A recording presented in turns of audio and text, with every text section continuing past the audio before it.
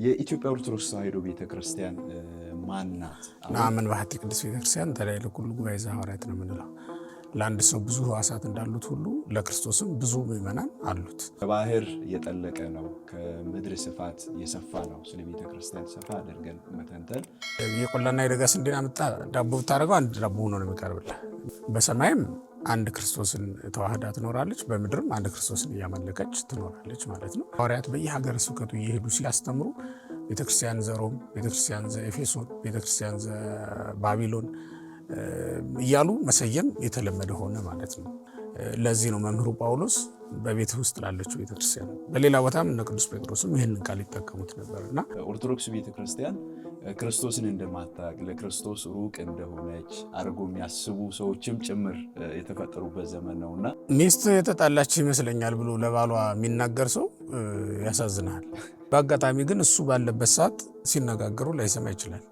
እሱ ያየው ያችን ነው። እንዴት እንዳደረው አያውቅም፣ እንዴት እንደሚኖሩም አያውቅም። አሁን እቺ ቤተክርስቲያን ሌሊት ምን ስትዘምር እንደምታደር አያውቅም። የእኛ ችግር ግዕዙን ወደ አማርኛ ለውጠን ለህዝቡ መንገር አለመቻላችን ነው። ክርስቶስን መከራ በሰውነታቸው መቀበል መሳተፍ ስለሚፈልጉ በረሃ ወርደው በረሃ በጥም ክርስቶስን እያገለገሉ የሚገኙ እኮ የኛ አባቶች ነው። የኢትዮጵያ ቤተክርስቲያን ክርስቶስን አታውቀውም ብሎ መስበክ ወይም መናገር በባሏ ፊት በየደቂቃው ሰላም እያለች ጉልበቱን እየሳመች ጉንጩን እየሳመች እንድታልፍ እንደመፈለግ ያለ ነው። ኢትዮጵያ ኦርቶዶክስ ተዋሕዶ ቤተክርስቲያንን ያክል የተጣራና ቀጥተኛ የሆነ ወደ እግዚአብሔር መንግስት ሊያስገባ የሚችል ዶክትሪን ለማንም ሊኖረው አይችልም። የአብነት ትምህርት ቤት የምታስተምርባቸው ቦታዎች በጣም የተጨናነቁ የተጣበቡ ደከም ባለ ኑሮ ውስጥ የሚኖሩ ናቸው። በዛች ደሳሳ ጎጆ ውስጥ ያለው ፍቅር ግን ልነግርህ አልችልም። ትልልቅ ዩኒቨርሲቲዎች ተገንብተው በድንጋይና ዳስ ሲፈርሱ እነዚያ ትንንሽ ጎጆዎች ግን በትልልቅ ሰዎች ዓለም እንድትሞላ ያደረጉ ናቸው። በስመ አብ ወወልድ ወመንፈስ ቅዱስ አሐዱ አምላክ አሜን። በመላው ዓለም ሆናችሁ ይህን ተንቀሳቃሽ ምስል የምትከታተሉ ውድ ክርስቶሳውያን ሁላችሁም በያላችሁበት የእግዚአብሔር ሰላምና ጸጋ ይብዛላችሁ። ዛሬ የምንገኘው በኢትዮጵያ ኦርቶዶክስ ተዋሕዶ ቤተክርስቲያን በወላይታ ሀገረ ስብከት በኦቶና ደብረ ጽዮን ቅድስት ማርያም ቤተክርስቲያን ቅጽረ ግቢ የዝባፈተን ሚዲያ ፖድካስት ፕሮግራም ላይ ነው የምንገኘው። ዛሬ እግዚአብሔር ወዶና ፈቅዶ ታላቅ እንግዳ ይዘንላችሁ ቀርበናል። ሊቀ ሊቃውንት ስምዐኮነ መላክ በኢትዮጵያ ኦርቶዶክስ ተዋሕዶ ቤተክርስቲያን ባህር ዳር ሀገረ ስብከት የሊቃውንት ጉባኤ ሰብሳቢና የአራቱ ጉባኤ መምህር በመካከላችን ዛሬ ተገኝተዋል። እጅግ ደስተኞች ነን፣ ድለኞችም ነን። በዚሁ አጋጣሚ መምህር ከጥር 19 ጀምሮ እስከ ዛሬ እዚሁ በሶዶ ከተማ ነው የሚገኙት። አስተርዮ ማርያም ጋር ተያይዞ ትልቅ ንግስ በዓል ጉባኤም ተዘጋጅቷል። በዚህ ጉባኤ ለማገልገል መጥተው እስከ ጥር ተክለ ሃይማኖት ድረስ እዚሁ ይቆያሉ ማለት ነው።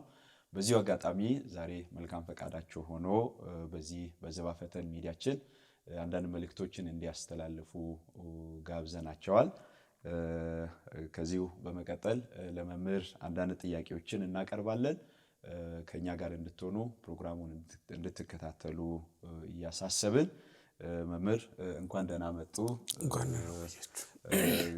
እዚህ አጠቃላይ ወደ ሶዶ ወላይታ ሶዶ ከመጡበት ጊዜ ጀምሮ እንዲያውም ስላለው ነገር አጠር ያለ መልእክት እንዲያውም የተሰማውትንም ነገር የታዘቡትንም ነገር አጠር ያለ መልእክት ቢያስተላልፉና ከዚያ ቀጥለን ወደ መደበኛው መርሃ ግብራችን ብንመለስ። መልካም እንደምንሰነበታችሁ፣ ስለተቀበላችሁኝ እና ስላስተናገዳችሁኝ እጅግ አድርጌ እያመሰገንኩ እንግዲህ ከመጣው ጀምሮ ሳይሆን ከዛ በፊትም ሶዶን ያው ተመላለሽ አይቻታለሁና በሚገርም ሁኔታ ደስ የሚል መስተንግዶ፣ ደስ የሚል አገልግሎት የምናይበት ፍቅር የሞላበት ከተማ ነው። ካህናቱ፣ ዲያቆናቱ፣ መምህራኑ፣ አስተዳዳሪው ከዛ በላይ ደግሞ ሊቀ ጳጳሱ ትህትናና ፍቅር የተሞላበት አቀባበል የሚያደርጉበት ቦታ በመሆኑ ምክንያት ለእኔ ልዩ ቦታ አለው ይሄ ቦታ። በዚያውም ላይ የጻድቁ አባታችን የአቡነ ተክለ ሃይማኖትም አንድ ማረፊያ ቦታ ስለነበረ የተጋድሎ ወዛቸው የነጠበበት አንድ ስፍራ ስለሆነ ቅዱሳን ስራ የሰሩበትን ቦታ ሄዶ እንደምሳሌ የሚያስደስት ነገር የለምና ምድሪቱንም ተመላልሰው ያስተማሩባት የረገጧት ስለሆነች እኔ ደስ ብሎኝ ነው የምመላለሰው። ደቀ መዝሙራቸው የሆንኩ ይመስለኛል እንደዚህ አብሬ ወዲያ ወዲህ ስል ማለት ነውና እንደ አጋጣሚ ሆኖ ብፁዕነታቸውም አቡነ ይስሐቅ አለባበሳቸውም አርአያ ክህነታቸው ሁለመናቸው የምንኩስና ጠባያቸው ይመሳሰልብኛልና ልክ ተክለ ሃይማኖትም እንዴ ተክለ ሃይማኖት አሰኒ ሊተ ተክለ ሃይማኖት ከመዝግብር ሊተ ይሉት ነበር ይላል መነኮሳቱ። እግረ ቀላል ነበር ተክለ ሃይማኖት ማለት ለሁሉም የሚላክ ማለት ነው። ሁሉም የሚያዘው አይነት መነኩሴ እንደነበረ ገድሉ ይናገራል።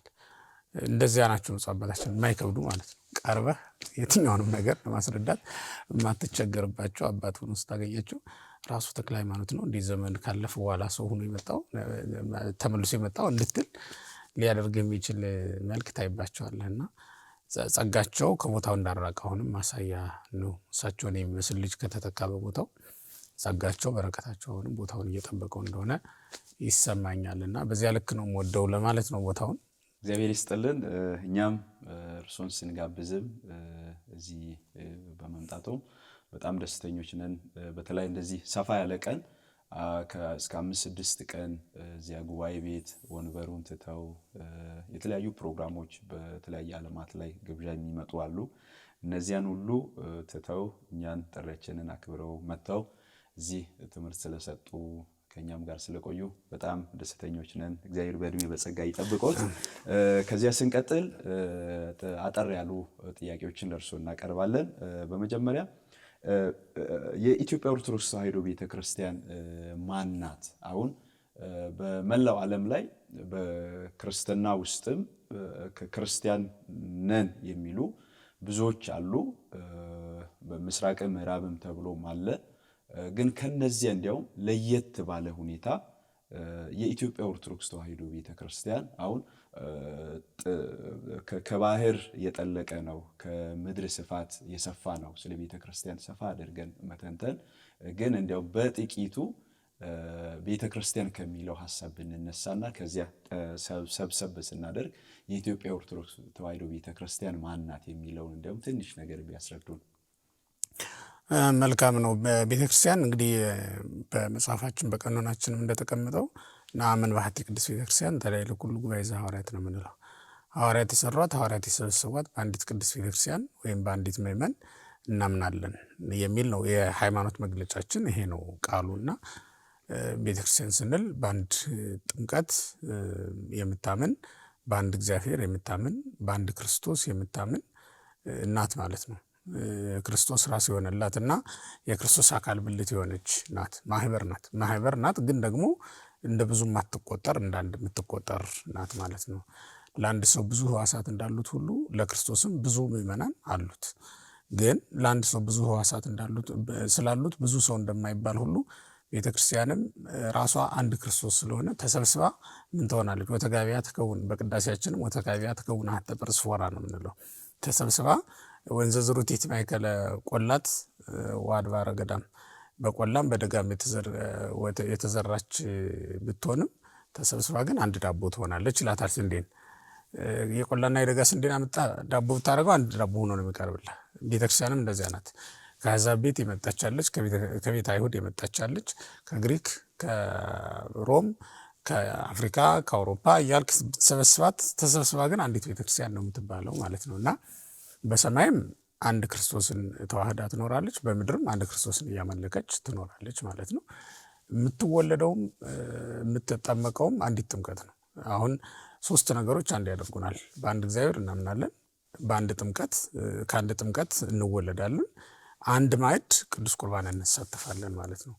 እነዚህ ሁሉ ጊዜ አንድ አድርገውን የሚኖሩ ነገሮች ናቸው ማለት ነው እና አንዲት ቤተክርስቲያን ብለን እናምናለን። ከዛ ሲቀጥል ግን ሐዋርያት በየሀገረ ስብከቱ እየሄዱ ሲያስተምሩ ቤተክርስቲያን ዘሮም፣ ቤተክርስቲያን ዘኤፌሶን፣ ቤተክርስቲያን ዘባቢሎን እያሉ መሰየም የተለመደ ሆነ ማለት ነው። ይሄ በአስተዳደር ልዩነት የሚመጡ ስያሜዎች ናቸው እንጂ የሃይማኖትም የመንፈሳዊ ምስጢር ሱታፌም ልዩነት የሌለው ነው። መንፈሳዊ ምስጢር ሱታፌ በዶክትሪን እና በሌሎች ነገሮች የማይለያዩ ግን በአስተዳደር የሚለያዩ እንዲያውም ከዛም አልፎ ጠበብ ሲል በቤታችሁ ያለች ቤተክርስቲያን ይላል። አሁን ፊልሞና ሲልክለት ቅዱስ ጳውሎስ በቤትህ ላለችው ቤተክርስቲያን ብሎ ጽፎለታል። ያ ማለት አንተ የምትመራት አንተ የምታስተዳድራት ማለቱ ነው። እዛች ቤት ውስጥ ያለችውን እንደ ካህን ሆኖ የሚያስተዳድራት የቤቱ ባለቤት ፊልሞና ነው የነበረውና ለዚህ ነው መምህሩ ጳውሎስ በቤት ውስጥ ላለችው ቤተክርስቲያን። በሌላ ቦታም እነ ቅዱስ ጴጥሮስም ይህንን ቃል ይጠቀሙት ነበርና ቤተክርስቲያን እንተ ውስተ ባቢሎን ተየማህክሙ ቅዱስ ጴጥሮስ አሁን በባቢሎን ያለችው ቤተክርስቲያን ሰላምታ ታቀርብላችኋለች ብሎ እንደተናገረው ሁሉ የኢትዮጵያ ቤተክርስቲያን ብለን የምንጠራውም ከነዚያ አንዷ ነው። የግብፅ ቤተክርስቲያን፣ የአርመን ቤተክርስቲያን፣ የሶሪያ ቤተክርስቲያን እንደምንለው ማለት ነው። የኢትዮጵያም ብለን እንጠራለን። ይሄ ለኢትዮጵያውያን የተሰጠችውን ሃይማኖት ለመግለጥ እና ኢትዮጵያውያን የሚመሩበት ራሳቸውን የቻለ የአስተዳደር መዋቅር ደግሞ ዘርግተዋል ማለት ነው። ግብፃውያን ስንል ግብፃውያን ልክ እንደዛ አሁን እኔ ግብፅ ቤተክርስቲያን ሄጄ ስጋውን ደግሞ እቀበላለሁ። ግብፅ ቤተክርስቲያን ሄጄ ልጠመቅ እችላለሁ። ያ ጥምቀት ያ ቁርባን መንግስተ ሰማያትን ያወርሰኛል ብዬ አምናለሁ። ከእንትን ጋር የሃይማኖት ልዩነት ስለሌለን ማለት ነው። ግን በግብፅ ቤተክርስቲያን ሄጄ የጵጵስና ማዕረግ ይሰጠኝ ብዬ ባመለክት ሊሰጠኝ አይችልም። ክህነቱ ከክህነታችን የተለየ ሆኖ አይደለም፣ አንድ ነው። ግን ያስተዳደር የመዋቅር ልዩነት ስላለን የምትሾመኝ ማናት ማለት ነው? የኢትዮጵያ ቤተክርስቲያን ናት የምትሾመኝ፣ የምትመራኝ፣ የምታስተዳድረኝ ማለት ነውና አሁን የኢትዮጵያ ቤተክርስቲያን ማናት ብለን ስናነሳ ይህንን ጥቅል ሀሳብ የያዘ ጉዳይ ሆኖ ነው የምናገኘው ማለት ነው። ስለዚህ የኢትዮጵያ ቤተክርስቲያን ብለን ስንናገር በመጀመሪያ በኢትዮጵያዊ ጃንደረባ በፊልጶስ አማካኝነት ጥምቀትን የተቀበለች ቤተክርስቲያን ናት። የሐዋርያት ሥራ ምዕራፍ 8 ቁጥር 27 ላይ ታሪኳ የተመዘገበላት ቤተክርስቲያን ናት። በመጽሐፍ ቅዱስ ስማቸው ከተጠቀሱ ቤተክርስቲያናት የመጀመሪያዋ ማለት ነው። የመጀመሪያዋ ቤተክርስቲያን ሆና ተጠርታ እናገኛታለን። ምክንያቱም ከዛ በፊት የተጠቀሱ ነበሩ። በዚህ በሶሪያ እዛው አካባቢ ያሉ በሰማሪያ ማለት ነው። በሰማሪያ የሰማሪያ ቤተክርስቲያን ማን ነው ቅዱስ ፊልጶስም ያስተምርበት የነበረው እና በሐዋርያት እግር ስርም ያመኑትና እዛው የነበሩት እነዚህ 8 ሺህ ማህበር ማለት ነው። እነሱ ካልሆኑ በስተቀር ሌላ የሚቀድማት የሌለ ቤተክርስቲያን ናት። የሰማርያም እንኳን ከዛ በኋላ በፊት ምዕራፍ 1 ላይ የሐዋርያት ሥራ ስንሄድ በይሁዳ በሰማርያ እያለ ይሄዳል። የዞሩባቸውን ያስተማሩባቸውን ሀገሮች ማለት ነው። ቃላቸው በዚያ መልክ መተላለፉን ነው እንጂ ተጠምቆ አማን በአማን ኢየሱስ ክርስቶስ ወልደ እግዚአብሔር ብሎ በማመን ኢየሱስ የእግዚአብሔር ልጅ እንደሆነ አምናለሁ ብላ በማመን የሚቀድማት የለም ይህች ቤተክርስቲያን ማለት ነው። እና እንዲያውም መጽሐፍ ቅዱስ ላይ 3 ሰዎች ተመሳሳይ ሀሳብ ነው ያላቸው። አንደኛው ቅዱስ ጴጥሮስ ነው፣ አንተ ውእቱ ክርስቶስ ወልደ እግዚአብሔር ብሎ የመሰከረው። ሁለተኛው ናትናኤል ነው። ማነው ሬኩ ከታሕተ ዕፀ በለስ በበለስ ዛፍ ስር አየሁ ባለው ጊዜ በእውነት ክርስቶስ እንደሆነ የመሰከረ ናትናኤል ነው። ከዚያ ቀጥሎ ኢትዮጵያዊ ጃንደረባ ነው የምናገኘው ማለት ነው። እና እንዲህ ብላ ልክ እንደ ቅዱስ ጴጥሮስ አይነት ህያው የሆነ ምስክርነት ሰጥታ ክርስቶስን ያመነች የተከተለች ቤተክርስቲያን ናት የኢትዮጵያ ቤተክርስቲያን ማለት ነው። እና አሁን የኢትዮጵያ ቤተክርስቲያን ብለን ስናስብ ምንድን ነው የሚመጣልን?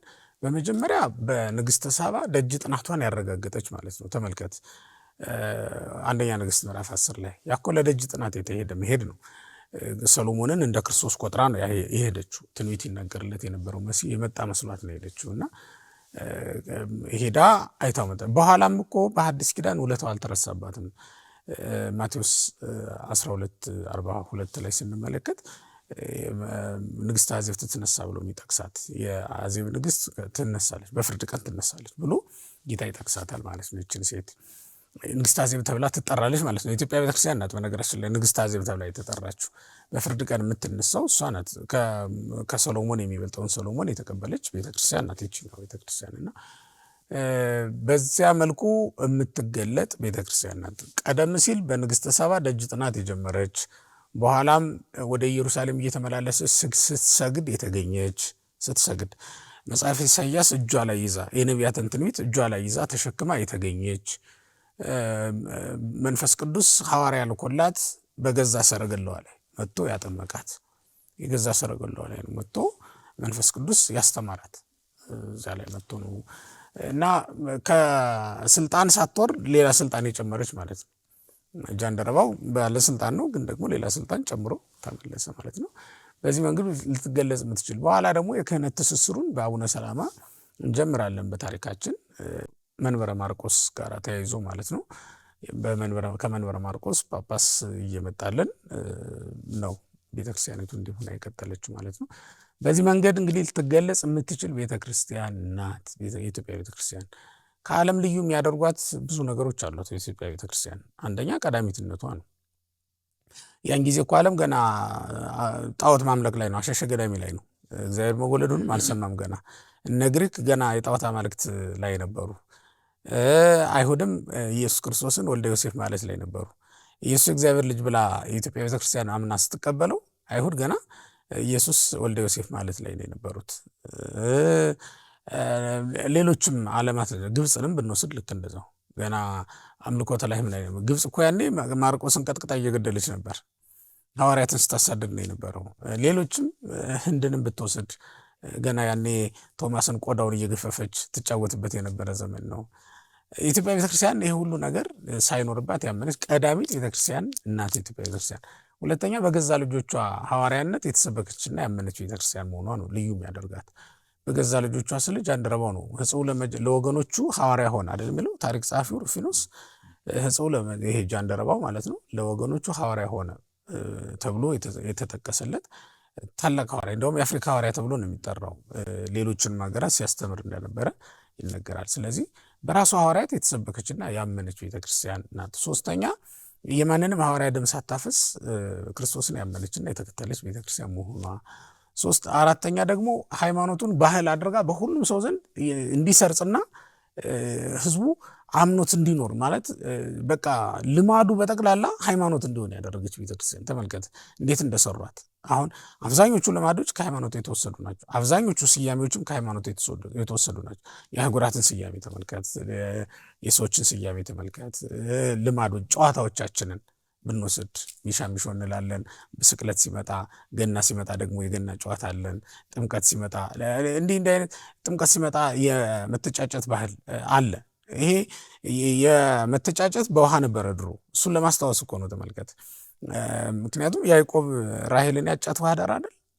ማነው ሙሴስ ሲፓራን ያጫት ውሃ ዳር አይደለ? ስላሴ እኛን የሚያጩን ለተዋህዶ የሚያበቁን የሚመርጡን እኮ በምንድን ነው? በውሃ ነው፣ በጥምቀት ነው። ውሃ ዳር ላይ ነው ለስላሴ ልጅነት የምንታጨው። ያ ማለት ለተዋህዶ ተመለኮት የምንበቃው ማለት ነው። ውሃ ዳር ላይ ነው። ደግሞ በሎሚ መሆኑ ደግሞ በጣም ይገርምሃል። የሚገርመው ሎሚ እኮ ላዩ መከራ ነው፣ እንደምታየው ላዩ መራራ ነው፣ ውስጡ ነው የሚጣፍጠው። ላዩ መራራ ነው። ክርስትናም እንደዚያ ነው። ላዩ መከራ ነው፣ ውስጡ ነው ደስታ ያለው። ለዚያውም ደግሞ የሎሚ ራሱ እንትን ብትለው ብትመጣው ይጣፍጣል፣ ብታሸተው ደግሞ መዓዛው ደስ ያሰኛል። ምንም የሚወድቅለት ነገር የለውም። ሁሉም ነገሩ መድኃኒት ነው። ሎሚ የምትጥለው ነገር የለም ማለት ነው። እንደ ሌሎቹ አይደለም። አሁን እንደ ድንች ልጣህ የምትጥለው ነገር አይደለም። የድንች ልጣጭ ምን ይሰራልሃል? ምንም አይደለም። የብርቱካንም ብትወስድ ልክ እንደዛው ምንም አይደለም። ሎሚ ግን እንደዚህ አይደለም። ከላይ መዓዛ አለው፣ ከውስጥ ደግሞ ጣዕም አለው። ክርስትና ልክ እንደዚያ ነው። መከራ ነው፣ ግን ደግሞ ከላይ ያ መከራው በራሱ ደግሞ የሚፈጥረው የመንፈስ ቅዱስ መዓዛ አለ፣ አንተ ላይ የሚያድር ማለት ነው። ለዚህ አይደል ሐዋርያው ቅዱስ ጳውሎስ የመንፈስ ቅዱስ መዓዛ ነን ብሎ የተናገረው እኮ ለዚህ ነው። አሁን ሎሚ ውሮራው በራሱ ዝም ብሎ ተራ ነገር እንዳይመስልህ ብዬ ነው። ተራ ነገር አይደለም። አሁን ለተመልካቾቹ መንገር የምፈልገው ተራ ነገር አይደለም። ይህን ሁሉ ተመልከት። ይህንን የመሰለው ምስጢር ጨዋታ አድርጋ ሰጠችው ለህዝቡ። እንደ ዛሬው ሰነፍ ቢሆኑ ኑሮ አባቶቻችን ክርስትና ኢትዮጵያ ውስጥ እንደዚህ ስራ ይሰድም ነበር። ግን እነሱ ጨዋታ አድርገው ነው እንትን። አሁን ዛሬ እናያለን፣ ፊልም አድርገው ያመጡታል። ይሄን ኃጢአታቸውን ሁሉ እነዚህ ምዕራባውያን የራሳቸውን ባህል ፊልም አድርገው ምናምን ነገር አድርገው ያመጡታል። በፊልም እያየውን ሰው እንደ ህንድ ሰላምታ ሲሰጥ እናያለን። ተመልከት፣ ጨዋታ ሆኖ ስለመጣ በህዝቡ ሰርጿል ማለት። ክርስትናም እንደዛ በመሆኑ ምክንያት ህዝቡን ተዋህዶት ነው የነበረው እና ባህላችን አድርገውት ነበረ ክርስትና። እና ኢትዮጵያን ልዩ የሚያደርጋት አንዱም ይሄ ነው። እና በዘመናት ሂደት ሊጠፋ አልቻለም። በጣም ብዙ ወቀራ፣ ብዙ መከራ ደርሶበት ሊጠፋ፣ ረሃብ ፈትኖታል። ተመልከት፣ ስደት ፈትኖታል። ልዩ ልዩ ፈተናዎች ደርሰውበታል ይሄ ሃይማኖት። ግን ያ ሁሉ ሆኖ ባህል ስለሆነ ሊጠፋ። ሌሎቹ ጋር ሄድ፣ ለምሳሌ ግብፅ ቤተክርስቲያንን እስልምናው መጥቶ ሲወራት በኢስላም አብዮት በፈነዳ ጊዜ ማለት ነው ጠፍታ ነበር ሙሉ በሙሉ። አሁን እኮ ነው ገና 100 ዓመት አልሞላትም ከተነሳችው ቤተክርስቲያኒቱ። መሀል ላይ እንዲጠፋ እንዲቋረጥ ያደረገው ያንን ትውልድ ምንድን ነው ካልከኝ፣ እንደኛ አባቶች ባህል አላደረጉትም። አሁን ካልቸር ሆኗል። ይኸውልህ ብዙ ነገሩ ሃይማኖት ግን አሁን ደግሞ የተቸገርነው ምንድነው? ያንኑ ራሱ ልማዱን ብቻ ተከትለን ሃይማኖቱን እንረሳዋለን። ሃይማኖታዊነቱን እንረሳውና ሌላ እንደውም የራሳችን ጸያፍ ነገሮች ልንጨምርበት እንችላለን። ዞሮ ግን እንደው ይሄ ልዩ ያደርጋታል ማለት ነው። ሲቀጥል ዜማዋ በጣም ሰማያዊና ልዩ የሆነ ዜማ ያላት ቤተክርስቲያን ናት። የእኛ ስለሆነች አይደለም። ሌሎች ቤተክርስቲያናት ጋር ሄደን ስንቀድስ ስናስቀድስም የምንመለከተው የምንሰማው ዜማ የእኛን ያክል ደስ አይልም። ያው እንግዲህ የእኛ ስለሆነ ይሆን አላውቅም፣ በእነሱ ቦታ ቆሜ ስላላየሁት ማለት ነው። ዞሮ ግን ይሄም በራሱ ልዩ ያደርጋታል። ዓመት እስከ ዓመት የተሰናዳ ስርዓት ያላት የሌሎችን አላውቅም፣ ግን ኢትዮጵያ ቤተክርስቲያን ዓመት እስከ ዓመት የምትለው የራሷ የሆነ ቀለም አላት። የራሷ የሆነ ምስጋና ዝግጁ ነች። ወቅቱን የተመለከተ ማለት ነው። የክረምት መዝሙር አላት፣ የበጋ መዝሙር አላት፣ የጸደይ መዝሙር አላት፣ የመጸው መዝሙር አላት። በነፋስ ወቅት፣ በዝናብ ወቅት፣ በፍሬ ወቅት የምትዘምረው የራሱን የቻለ መዝሙር አላት። ይህን ያክል በዚህ ልክ የተሰናዳ ቤተክርስቲያን ማግኘት አስቸጋሪ ነው። ይሄ ልዩ የሚያደርጋት ቤተክርስቲያን ናት። እንግዲህ ኢትዮጵያ ቤተክርስቲያን ሰፊ ጉዳይ ስለሆነ ነው እንግዲህ ብዙ አወራሁ መሰለኝ። እንደዛው ደስ የሚል ነው። መምህር የኢትዮጵያ ኦርቶዶክስ ተዋሕዶ ቤተክርስቲያን በዓለም ካሉ ቤተክርስቲያናት ክርስቶስ ሞትን ድል አድርጎ ካረገ በኋላ በ2-3 ዓመት ልዩነት በጃንደረባው በኩል ክርስትናን የተቀበለች ክርስቶስን ያወቀች ክርስቶስ የተሰበከላት ናት። ከዚያም አልፎ ክርስትናን ህዝቡ ተለማምዶ የራሱ ከክርስትና ጋር አብሮ የሚሄድ ባህል፣ እሴት ዕለት ኑሮ ላይ ምዕመኑ ማንጸባረቅ እስኪጀምር ድረስ ከክርስቶስ ጋር ያለች የክርስቶስ ሙሽሪት የሆነች ቤተክርስቲያን ናት። እንዲያውም አሁን በእኛ ዘመን አንድ የሚያሳዝን ነገር ኦርቶዶክስ ቤተክርስቲያን ክርስቶስን እንደማታውቅ ለክርስቶስ ሩቅ እንደሆነች አድርጎ የሚያስቡ ሰዎችም ጭምር የተፈጠሩበት ዘመን ነውና እንዲሁም ለነዚህ ሰዎች የሚያስተላልፉት አጭር መልእክት ካለ ነበር። ሚስት የተጣላች ይመስለኛል ብሎ ለባሏ የሚናገር ሰው ያሳዝናል። ምክንያቱም አሁን ባልና ሚስት በተገናኘው ቁጥር ሰላም ነው የሚባባሉ አይደሉም። በአጋጣሚ ዝም ብሎ ሲገባ ወደ ቤት ያየው እንደሆነ ተጣልቷታል ማለት ነው ብሎ ያስባል። ወይም ባሏ አብሯት ነው ያደረው፣ አብሯት ነው የሚኖረው። በአጋጣሚ ግን እሱ ባለበት ሰዓት ሲነጋገሩ ላይሰማ ይችላል። በዚያች ቅጽበት በቃ አኩርፈዋል እንዴ ተኮራርፎ አይነጋገሩም እኮ ብሎ የሚያወራ ሰው አያናድድም? እሱ ያየው ያችን ነው። እንዴት እንዳደሩ አያውቅም፣ እንዴት እንደሚኖሩም አያውቅም።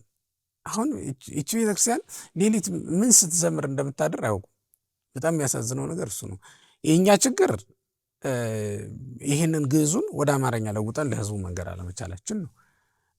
የእነሱ ችግር ደግሞ ምን እያላችሁ ነው የምታገለግሉ፣ ምን እያላችሁ ነው የምትዘምሩ፣ የምታመሰግኑት ብለው አለመጠየቃቸው ነው። ስለዚህ ሁለታችንም ላይ ችግር አለ። ግን ደግሞ ዝም ብሎ አይወራም። ሰው ስታማ ትንሽ እውነት እንኳን ይዘህ ነው መሆን ያለበት እንጂ አሁን በእውነቱ እኛ አይደለንም ወይ ለጌታችን ለመድኃኒታችን ለኢየሱስ ክርስቶስ ከነሙሉ ክብሩ ስም አጠራሩን እየጠራን ያለ እግዚእ ነው አምላክ ነው መድኃኒነ ኢየሱስ ክርስቶስ ብለን የምንጠራው እኛ አይደለን እንዴ? እኛ አይደለንም እንዴ? የክርስቶስን መከራ እንዳይርቀን ብለን ገዳሜ ገደም እኛ አይደለን? ከኛ ውጭ ገዳሜ ያለው አለ? የእኛ አባቶች አይደሉ እንዴ? የክርስቶስን መከራ በሰውነታቸው መቀበል መሳተፍ ስለሚፈልጉ በረሃ ወርደው በረሃ በጥም ክርስቶስን እያገለገሉ የሚገኙ እኮ የኛ አባቶች ነው። የእግዚአብሔር መንግስት መብልና መጠጥ አይደለችም ይላል ቅዱስ መጽሐፍ። ከመብልና ከመጠጥ ይልቅ ስለ ስሙ መራብና መጠማት። ምክንያቱም መጽሐፍ ስለ ጽድቅ የሚራቡ ብፁዓን ናቸው ይጠግባሉና ብሎ ስለሚናገር ዛሬ የሚራቡ ነገ የሚጠግቡ፣ ዛሬ የሚያዝኑ ነገ የሚደሰቱ የኛ አባቶች እኮ ናቸው። ማን ነው ዛሬ ዓለም እንደሳቀች ያልሳቀ፣ ዓለም ስትደሰት ያልተደሰተ? የኢትዮጵያ ቤተክርስቲያን ግን ስትመለከታት እናንተ ዛሬ ታዝናላችሁ፣ ዓለም ግን ይደሰታል የሚለውን ቃል ተስፋ አድርጋ ነገር ግን አይዟችሁ ብሎ ስለነበረ ጌታ በጌታ ቃል ብቻ የምትጽናና ብቸኛ ቤተክርስቲያን ናት የኢትዮጵያ ቤተክርስቲያን። የኢትዮጵያ ስል ኦርቶዶክሳውያን ቤተክርስቲያናት በጠቅላላው ከስጋዊ ድሎት ከስጋዊ ምቾት ይልቅ መንፈሳዊውን ዓለም እና መንፈሳዊውን ሕይወት ተስፋ አድርገው የሚኖሩ በመሆናቸው ምክንያት ይሳተፉናል፣ ይመሳሰላል እና ያንን ሁሉ ማለት ነው። እና የኢትዮጵያ ቤተክርስቲያን ክርስቶስን አታውቁም ብሎ መስበክ ወይም መናገር በባሏ ፊት በየደቂቃው ሰላም እያለች ጉልበቱን እየሳመች ጉንጩን እየሳመች እንድታልፍ እንደመፈለግ ያለ ነው። እንደዚህ አሁን ጌታ ስላለ ይወደዋል ማለት አይደለም አንድ ሰው። ምክንያቱም ጌታ ራሱ ጌታ ሆይ ጌታ ሆይ የሚለኝ ሁሉ አይድንም ነው ያለው። ጌታ ሆይ ጌታ ሆይ የሚሉኝ ሁሉ ወደ እግዚአብሔር መንግሥት አይገቡም።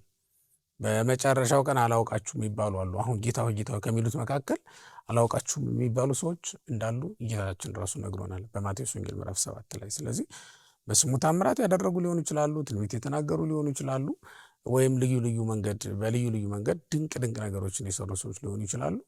አላውቃችሁም የሚባሉበት በጣም ብዙ እድል አላቸው። ስለዚህ የኢትዮጵያ ቤተክርስቲያን ምዕመናንም ሊያውቁት የሚገባ ለክርስቶስ የተለዩ የበዓላት ቀናትን ለይታ ሰይማ ታከብራለች። እንደውም ብዙ በዓላት በጌታችን በመድኃኒታችን በኢየሱስ ክርስቶስ ስም ታከብራለች። በ27 መድኃኔዓለም ብላ፣ በ28 አማኑኤል ብላ፣ በ29 ባለ እግዚአብሔር ብላ፣ በ6 ግዝረት ወይም ደግሞ ኢየሱስ ብላ የምታከብር ቤተክርስቲያን እኮ ናት።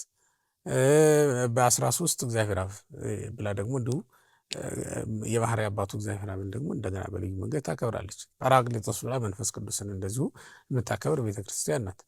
ስለዚህ ለጌታችን ለመድኃኒታችን ለኢየሱስ ክርስቶስም በተለየ ሁኔታ በዓል በማዘጋጀት የምታከብር፣ በዝማሬም ቢሆን ልክ እንደዛው። አሁን በዚህ ሰሞን ከልደት ጊዜ ጀምሮ የልደቱ መዝሙር ነው የሚዘመረው። እሙነ ኮነ አስተርእዮቱ እየተባለ የጌታችን ኢየሱስ ክርስቶስ በስጋ መገለጡ አልተቋረጠም፣ እስካሁን አላለቅም ገና መዝሙሩ።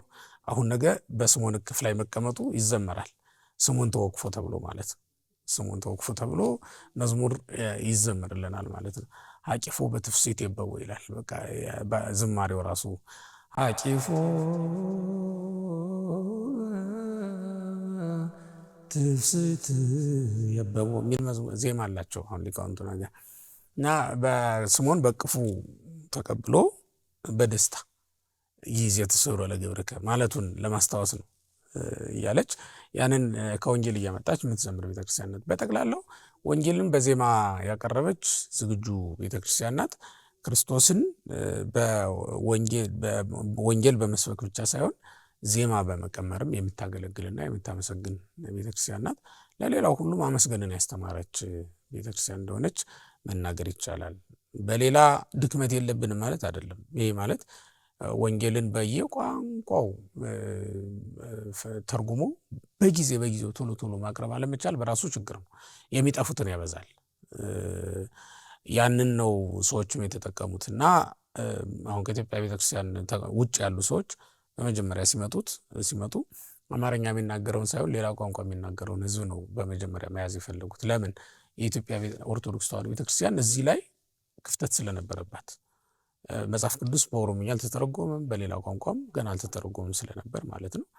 ያንን የሚሰብኩም የሚያስተምሩም ሰዎች ገና አልተዘጋጁም ስለነበረ ያን ተጠቅመው ነው እንግዲህ እነ አናሲሞስ ነሲቡ በታሪክ የምናውቃቸው እነሱ መጥተው የመጀመሪያ የሰሩት በልዩ ልዩ ቋንቋ በተለይ በኦሮምኛው ብዙ ሕዝብ ማግኘት ይቻሉት በኦሮምኛ ቋንቋ መጽሐፍ ቅዱስን ተርጎም ማሳተም በመቻላቸው ምክንያት የተደረገ እንደሆነ ይነገራልና ይህ አንድ ችግራችን ነው።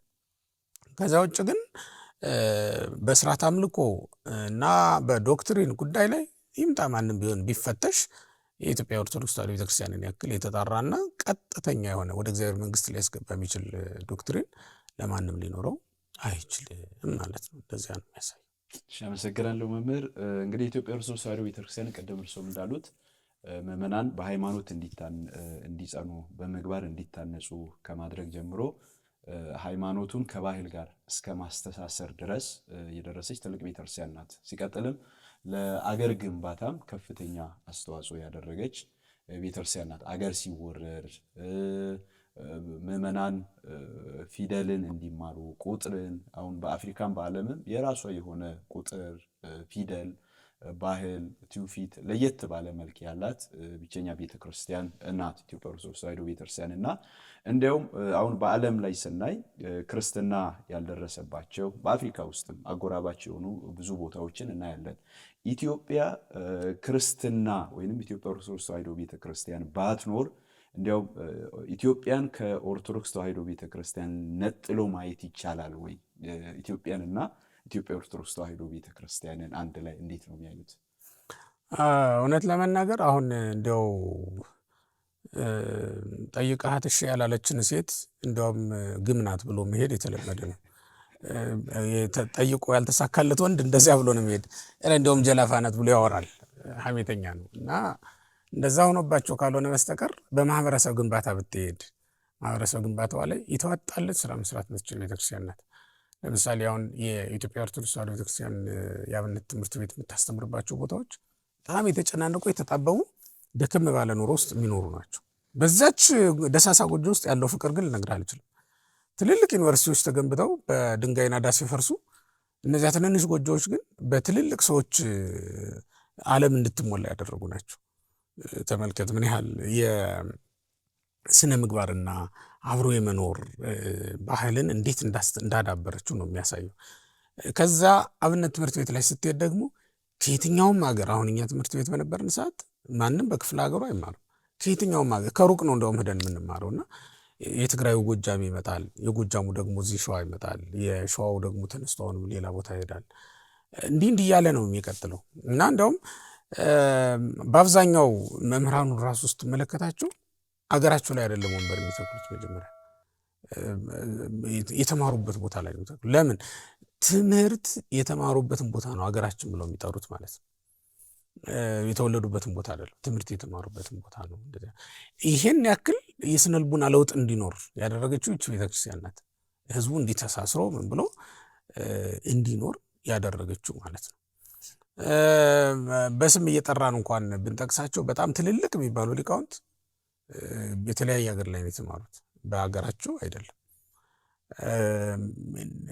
ዛሬ ቤተክርስቲያኒቱ ዝም ስትል ነው ይሄ ሁሉ መናቆር፣ ይሄ ሁሉ ብልሽት የመጣው። ዓለም ራሱን ችሎ መማር ራሱን ችሎ ማስተማር ሲጀምር ነገሮቹ እየተበላሹበት መጡ ማለት ነው እንጂ ቤተክርስቲያኒቱ ታስተምር በነበረ ጊዜ የነበረው ሁኔታ እንደዛ ነው። ማንም የትም ሀገር እዚህ ሀገር ራሱ ብታጠናቁ አብያተ ክርስቲያናትን የቆረቆሯቸው ምን ያሏቸውን ሰዎች ስታጠናቸው በጣም ብዙ የዘር ሐረግ ያላቸው የተለያዩ ቦታ ላይ የነበሩ ሊቃውንት ናቸው የምታገኛቸው ማለት ነው። ግን ከህብረተሰቡ ጋር እንዴት ሆኖ ይህን ህዝብ ያገለግሉ እንደነበር ማንም ሰው ከጎጃም ተወልዶ እዚህ መጥቶ የሚያገለግል ከሆነ ይህን ህዝብ እያገለገለ ነው። ቻይና የተሰራ መኪና እኮ እዚህ መጥቶ ካገለገለ ጥቅሙ ለእኔ ነው፣ ለማንም አይደለም። ያ ሰው እዚህ መጥቶ ካገለገለ ጥቅሙ ለማን ነው? ለዚህ ህዝብ ነው ማለት ነው። አንድን ሰው የምትሰጠውን ደሞዝ ብቻ ማሰብ የለብህ፣ የሚሰጥህን ጥቅም ማሰብ አለብህ። የሚሰጥህ ጥቅም ከምትሰጠው ደሞዝ በላይ እንደሆነ መጠራጠር የለብን። በነገራችን ላይ ማንም ሰው ደሞዝ የሚከፈለው የሚኖርበት ነገር ስለሚያስፈልገው ነው እንጂ የሰውን እውቀት ያክል የሰውን ድካም ያክል የሚተካ ምንም ነገር የለም። ምንም ነገር ብትከፍለው ያንን የሰውን ድካም አይተካም። ምክንያቱም ሰው ነው፣ በእግዚአብሔር መልክ ያለ ተፈጡር ነው። እሱን ልትገዛው አትችልም። እንደዚህ አይነት እንትን ነበራት ቤተክርስቲያኒቱ ናት ይህን ሁሉ ያደረገችው። በስነ ጥበብም በሌሎችም ነገሮች ኢትዮጵያን እውቀት እንዲኖራትና ተጠያቂ እንድትሆን ተደናቂም እንድትሆን ባለም መድረክ ከማድረግ አንጻር በማስተባበር አሁን በአድዋ ጦርነትም ጊዜ አብራ በመዝመት ታቦቷን ጳጳሷን ሊቃውንቷን ይዛ ማለት ነው በመዝመት ረገድ ያደረገችው አስተዋጽኦም ቀላል ነገር አልነበረም።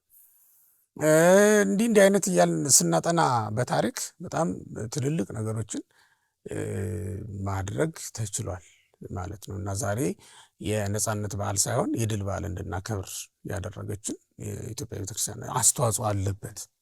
ያ ህዝብ ሃይማኖቱን እና ሀገሩን እንዲወድ አድርጎ ማሳደግ በራሱ ቀላል ነገር አይደለም። ሃይማኖትህን፣ ሀገርህን፣ ሚስትህን ለማንም እንዳትሰጥ የሚል አዋጅ ስለነበረ ነው። እነዚህ ሶስቱን ድርድር አያውቅም ሰው፣ በእነዚህ ድርድር አያውቅም። በዚያ መንገድ ነው እንግዲህ ነገሮች የተሰሩት እና የኢትዮጵያ ቤተክርስቲያን ጥላዋ አለ እዚህ ላይ ስንመለከተው፣ እንደው ምቀኝነት ካልሆነ በስተቀር በእነዚህ ሁሉ ነገሮች ላይ ጥላዋ አለ ለማለት ነው። ሌላው ቀርቶ ለሌሎች የእምነት ተቋማት በራሱ ያደረገችው አስተዋጽኦ ቀላል የሚባል አይደለም። እውነት ለመናገር ያ ማለት ምንድን ነው? ስርዓት ያለው ህዝብ ይዛ ስለጠበቀቻቸው ነው ገብተው ማስተማር የቻሉት እንጂ እኮ ወንጌል ዋጋ ሳያስከፍል ገብተው አያውቅም። ዋጋ አስከፍሎ ነው ሊገባ የሚችለው። ግን ስነ ምግባር የኢትዮጵያ ቤተክርስቲያን አማኝ እንኳን ባይሆን ስነ ምግባር ግን ከጎረቤቱ ተምሯል እና በዚያ መንገድ ነው ቅብብሎሹ የሄደው የቀጠለው ማለት ነው። እስልምናውንም እንኳን ብታዩ ኢትዮጵያ ውስጥ የተለየ መልክ ነው ያለው። የኢትዮጵያ እስላም ከሌላው ሀገር የተለየ ዝንባሌ የተለየ እይታ ይታይበታል። ሌላው ሀገር ላይ ሁሉንም እስላም የማድረግ ልምድ አለው። እዚህ ደግሞ ተባብሮ ተስማምቶ አንዱ ነው የመኖር ልምድ ነው ያለው። ሌላው ቀርቶ እንደው በቃ ድንበር የለሽ ሆኖ እንደው በጣም ድንበሩ አልፎ ሰፍቶ ማለት ነው እስከ መጋባት ድረስ ክርስቲያን ሴት ሊያገባ ይችላል፣ ክርስቲያን ወንድ ልታገባ ትችላለች። እንዲህ አይነት እንትኖች ሁሉ ሲደረጉ እናያለን። ይሄ አብሮ የመኖሩ ባህል እሴት እየጨመረ ሲመጣ የተደረገ ይመስለኛል እኔ ሳየው እና ከሌላው የተለየ ገጽታ እንዲኖረው ተደርጓል። አሁን ዝም ብለህ ስታጠናው ወዙ የተለየ ነው ሌላ ቤተ እምነትም ሆኖ ወዙ ለየት ያለ ነው። አሁን እያጎረና ነው እያበላሸ ነው ስንመጣ ትንሽ ቅርጹን እየለቀቀ መልኩን እየለቀቀ ክፉ ብቻ እያሰብን ማለት መቼም አንድ ቦታ ላይ በጎ ነገር ብዙ ተደርጎ አንድ ክፉ ነገር ከተደረገ ያያዛል። እንደዛ ስለሚሆን ያችን ይዙና አንዱ ቅድሚያ ሲያገኝ ከኋላ ያለውን መገፍተር ከላይ ሲሆን ከታች ያለውን መርገጥ እየተለመደ መጣ እንጂ የቀድሞቹ እንዲህ ባለ መንገድ ነው የኖሩት። ለዚህ ደግሞ ቤተክርስቲያኒቱ ሕያው ምስክር ናት ለማለት ነው። አመሰግናለሁ መምህር።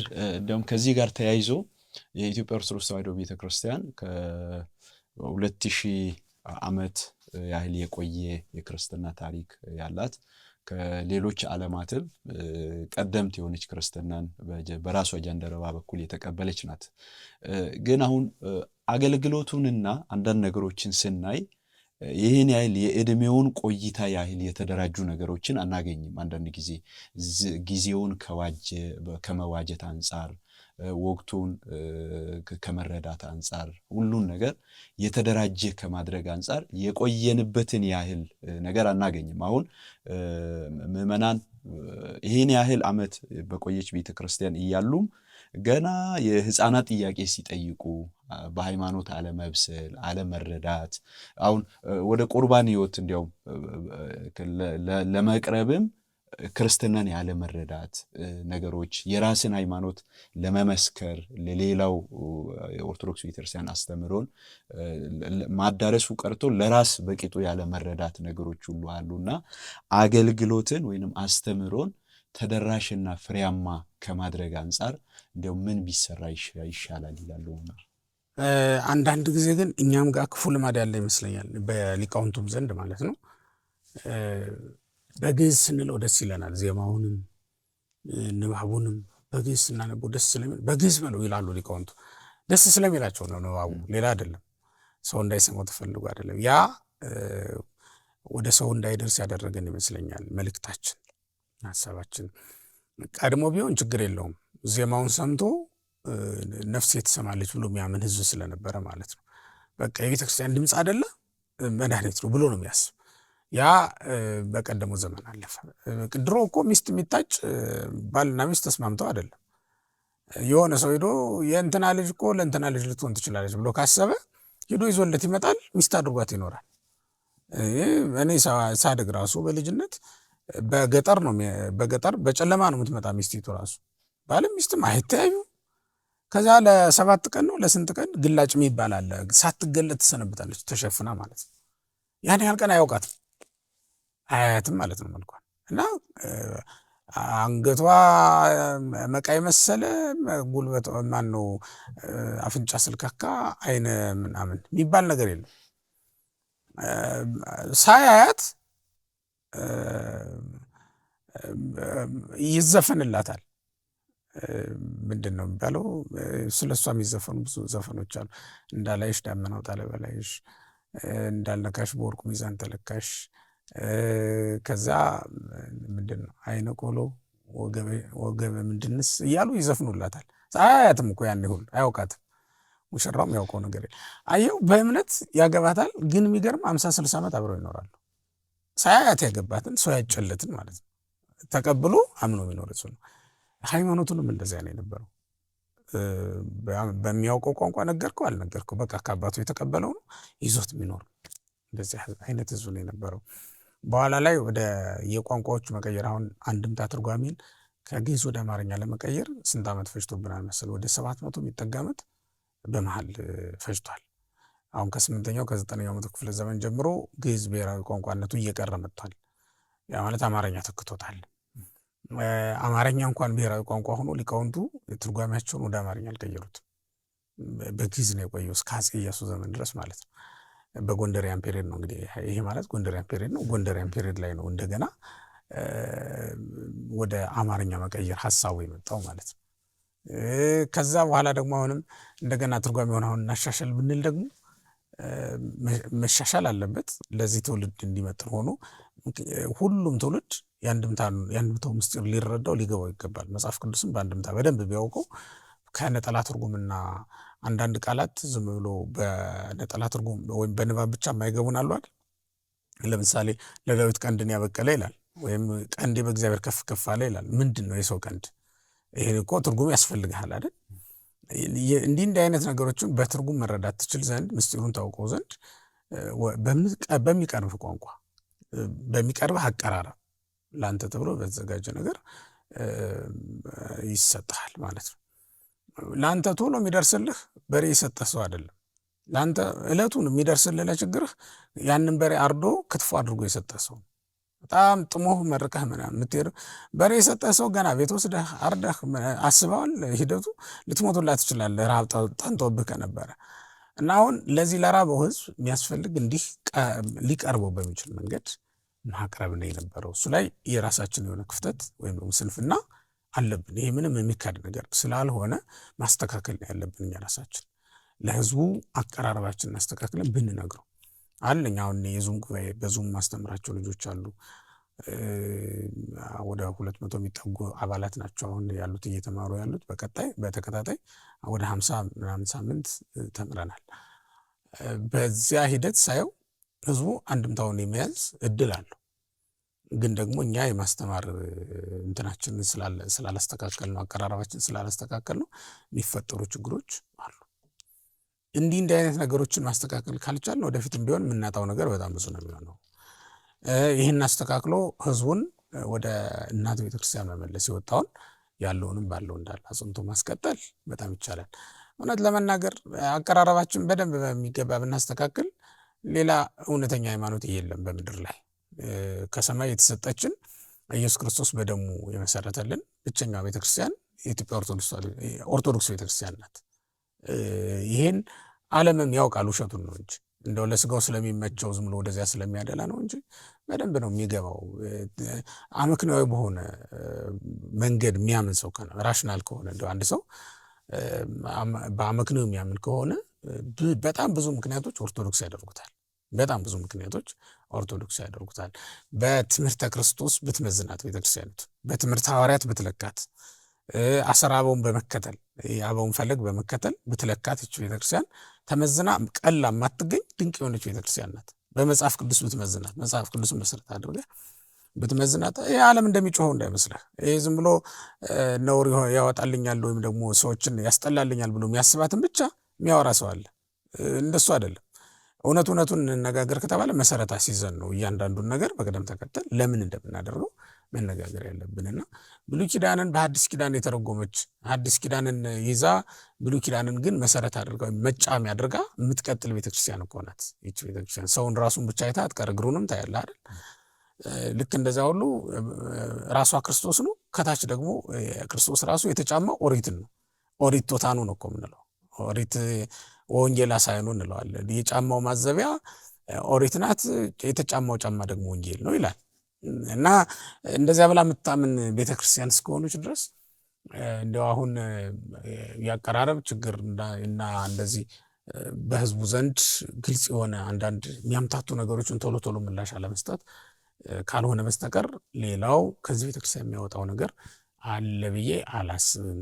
ግን በአፈቀላጤነት እንግዲህ ሌሎቹ መልስ ሰጠን ምናልን ብለው የሚወስዱት ሰው ሊኖር ይችላል። ዞሮ ዞሮ ግን ህዝቡም ቢሆን እውቀት የመፈለግና ትምህርትን በሚገባ አዳምጦ የመንቀሳቀስ ልምዱ በጣም አነሳ ነው። ህዝቡ ብቻ አይደለም፣ እኛም ራሳችን አገልጋዮቹ የእውቀት እጥረት ይታይብናል። ህዝቡን እንዴት ነው ተደራሽ የምናደርገው? አወቃቀራችን በጣም የሚገርም ነው። እስከ ታች እስከ ቤት ድረስ፣ እስከ ቀበሌ አይደለም፣ እስከ ታች እስከ እያንዳንዱ ቤተሰብና እስከ ግል ህይወት ድረስ፣ እስከ ግለሰብ ድረስ የሚወርድ መዋቅር አለን በንስሐ አባት አማካኝነት ማለት ነው። እንደዛ ሆኖ ግን ያ የንስሐ አባት ሄዶ ጸበል ረጭቶ ብቻ አይደለም መምጣት ያለበት። ቃለ እግዚአብሔር ነግሮ አስተምሮ ለምን ጸበሉ እንደሚረጫቸው ነግሮ ነው መምጣት ያለበት። ቤታቸውን ብቻ ባርኮ ሳይሆን ህይወታቸውን በእግዚአብሔር ቃል አንድ ሰው ሰርቶ መምጣት ይኖርበታል ማለት ነው። በዚያ መንገድ ለመሄድ የግድ ነው ካህናቱ ልዩ ልዩ ስልጠናዎችን መውሰድ ያስፈልጋል። ምን ማድረግ ያስፈልጋል? እንደው አስረዘምኩት እንጂ ዓለምንም ለመረዳት እንደው አሁን ያለውን ዓለም ዋጅቶ እንዲኖር ሰው ለማድረግ የግድ አሁን ያለውን ዓለም የተረዱ አስተማሪዎችና ሰባኪዎችም ያስፈልጉናል። ወይም አሁን ያለን ሰባኪዎች ራሳችን ያንን የተረዳን ልንሆን ይገባል።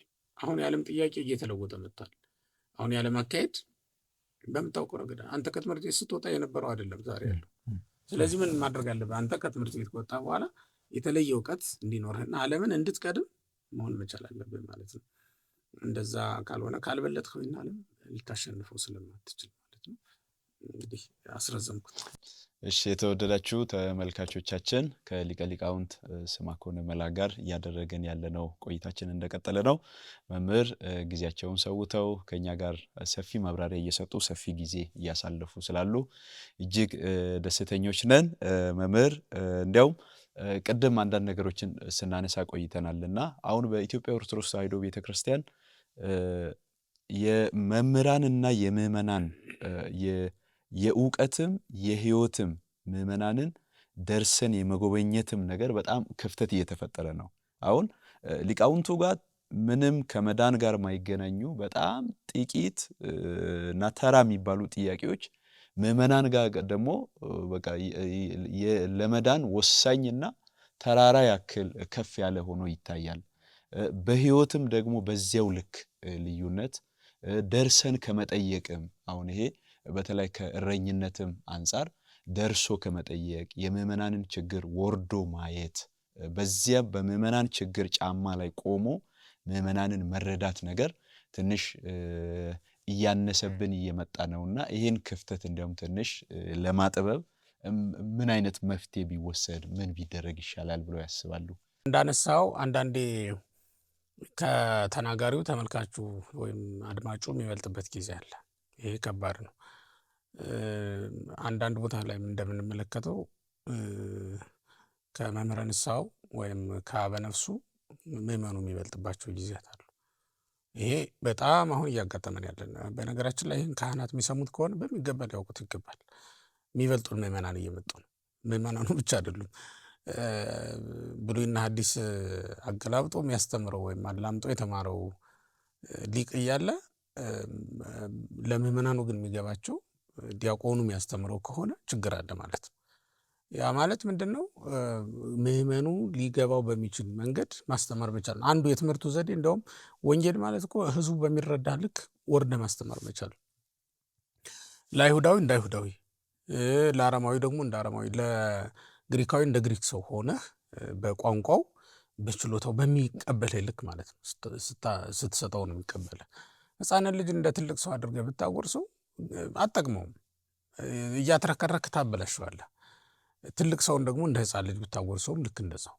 ስለዚህ የምትሰጠውን ሰው አይተህ የምትሰጠውን ነገር የምታነሳውን ነገር ትረዳለህ ወይም እጅህ ይመጥነዋል ማለት ነው። አሁን የምናስተምራቸው ምዕመናን ምን ደረጃ ላይ እንዳሉ በምን ሁኔታ እንዳሉ ከኔ ጀምሮ ማንረዳ በጣም ብዙ አገልጋዮች በጣም ብዙ ሰባኪዎች ነው ያለ ነው። በዚህ ምክንያት እንደውም በጣም ምዕመናንን ተፈታትነናቸዋል። ከእውቀታቸው በታች የሆነ ነገር ስለምናስተምር እሑድ ጠዋት ወደ መሬት ላይ መማር የማይፈልጉ በጣም ብዙ ምዕመናን ነው ያሉት።